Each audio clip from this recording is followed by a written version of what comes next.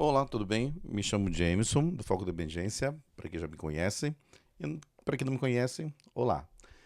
Então, hoje é mais ou menos uma discussão do que foi o último caso que colocamos no Instagram, que gerou um pouquinho de, na minha opinião, né, vendo a resposta dos comentários que chegaram no direct, um pouquinho de confusão. Tá? Vocês vão ver que o tema que parece uma aula sobre anafilaxia versus crise asmática. Mas eu vou só realçar um ponto importante aqui do nosso caso clínico, tá bom? Tudo bem? Eu vou iniciar falando um pouquinho, alguma coisa sobre anafilaxia, só para ficar um pouquinho mais situados, tudo bem?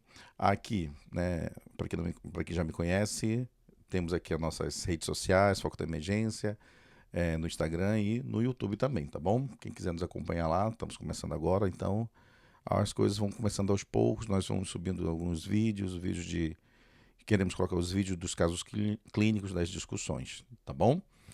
Então aqui é uma aulinha que nós já estávamos terminando de arrumar, falando sobre anafilaxia versus crise asmática, como nós devemos diferenciar na emergência, né? Mas aqui eu vou reforçar só alguns pontos importantes de como identificar a anafilaxia. Vai ser um resumão que eu espero que vocês consigam acompanhar e venha lhe ajudar no seu estudo diário, tá bom? Um lembrete importante que o tempo não nos pertence. O tempo, nós corremos contra o tempo. E o nosso paciente também. Então é importante a gente saber identificar as coisas em tempo hábil.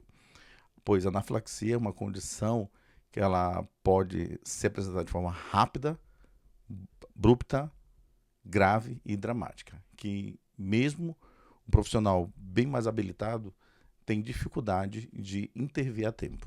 Então é de suma importância a gente saber identificar os critérios e sinais de anafilaxia no PS, tá bom?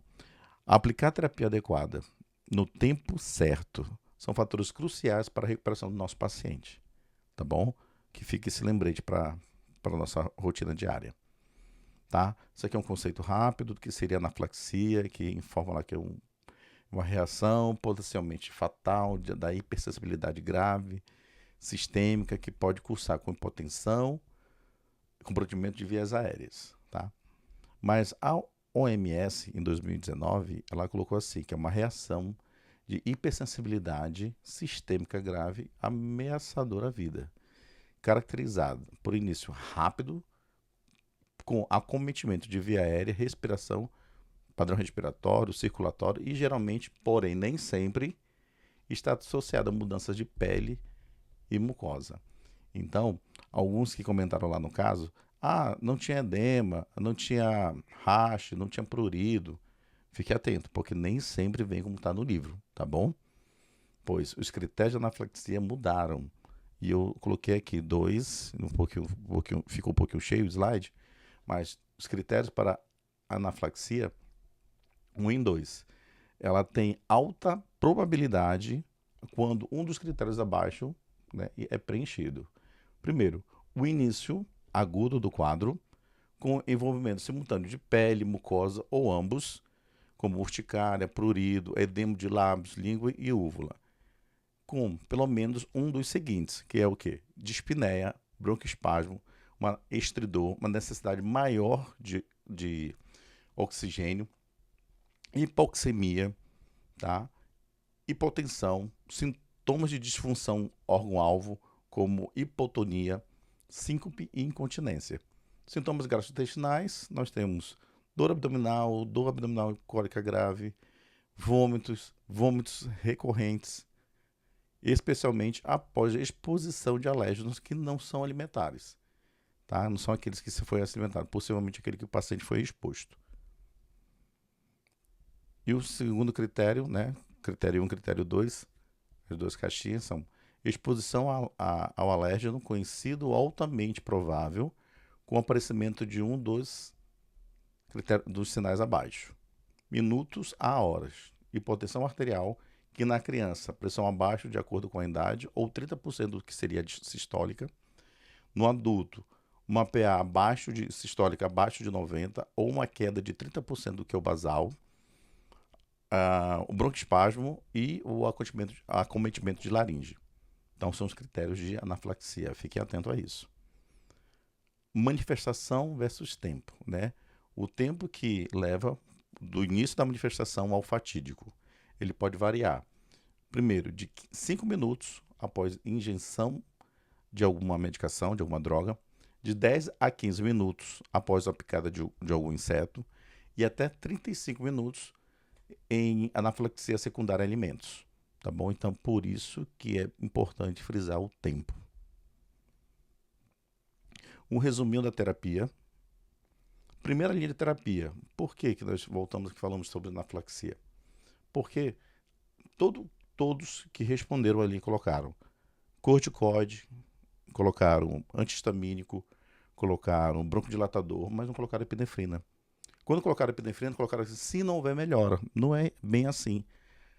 Se aquele paciente, que nós vamos ver agora, daqui a pouquinho, tem sinais de anafilaxia, a primeira linha de terapia é a epinefrina, de 0,3 a 0,5 miligramas intramuscular, tá bom?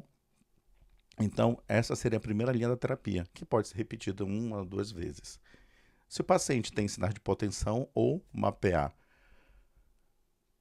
tendenciando à hipotensão, a gente vai fazer expansão volêmica vigorosa de 20 a 30, até 1 litro, 2 litros, alguns, o UpToDate fala até 2 litros, se fala em memória, na primeira hora, fique atento para isso. Se o paciente tem como doença de base asma, ele é asmático, nós vamos sim, agora sim, corticoterapia, broncodilatador, entendeu? Sem sombra de dúvida, é importante realizar, mas ele não é a primeira linha, tá bom?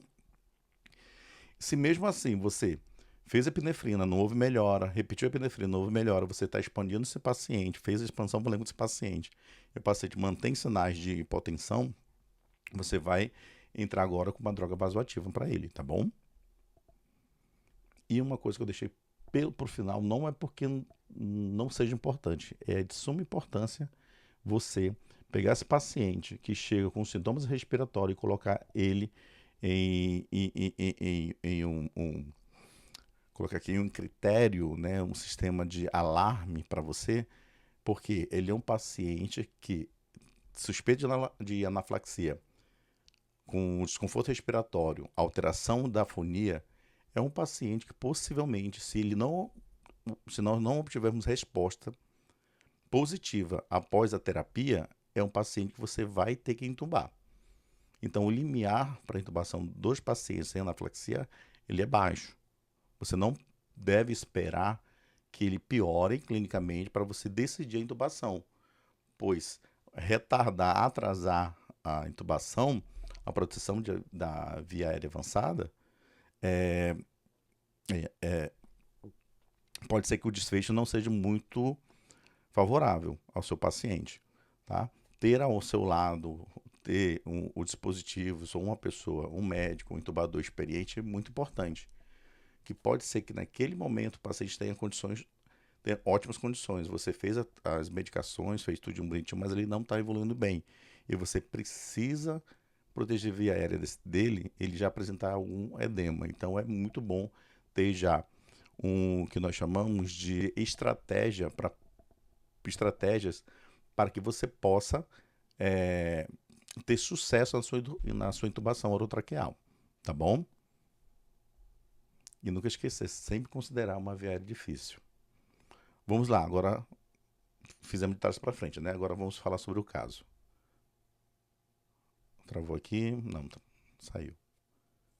Aí ele era um paciente jovem, né, que chegou num serviço de emergência com histórico de falta de ar, 30 a 40 minutos após que nós atentamos. Aí ele estava de folga, estava com a namorada, comer uma tábua de frios com acompanhada de vinho, e que começou a ter falta de ar logo em seguida, né?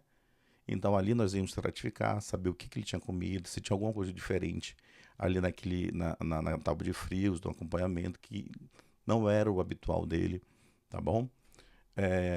E ele disse que era asmático, que estava mais ou menos 1 ano sem crise. Como pelo que eu entendi, é um cara que estava tendo um bom acompanhamento aí pela pneumo, né? E o colega que atendeu, ele coloca bem específico, é um paciente potencialmente grave, contactuante, voz mentalizada, letárgico, taquidispneico e sudoreico. Ou seja, ele já tem alteração de mucosa, ele tem alteração respiratória, ele queixa respiratória, ele tem alteração de voz.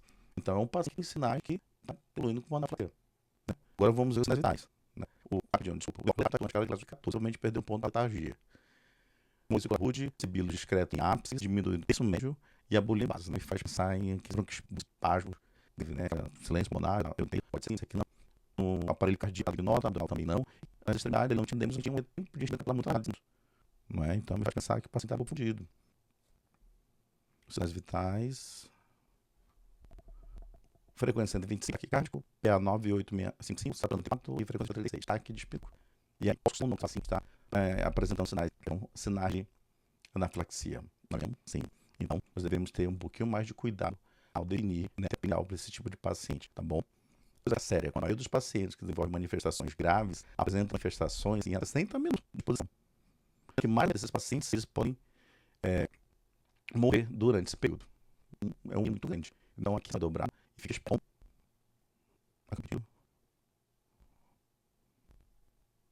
Bem, gente, era isso que eu gostaria de falar com vocês. Algo sobre a anafilaxia, que passou a um caso clínico. Mais cuidado aí, tá bom? Coisinha, nossas redes sociais, no canal do YouTube, tá bom? E até a próxima.